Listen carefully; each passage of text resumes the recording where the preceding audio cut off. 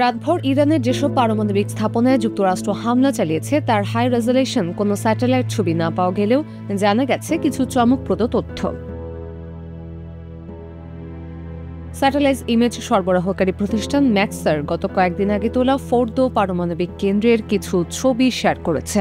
ম্যাক্সার জানিয়েছে, গত 19 ও 20 জুন তোলা এসব ছবিতে দেখা গেছে ভূগর্ভস্থ সামরিক স্থাপনার প্রবেশ পথের আশপাশে অস্বাভাবিক ট্রাক ও যান চলাচল করছে। প্রথম ছবিতে দেখা যায় একটি টানেলের প্রবেশ পথের দিকে যাওয়া সড়কের পাশে 16টি পণ্যবাহী ট্রাক সারিবদ্ধভাবে দাঁড়িয়ে আছে, আর দ্বিতীয় ছবিতে মূল স্থাপনার কাছে ট্রাক ও বুলডোজার দেখা গেছে।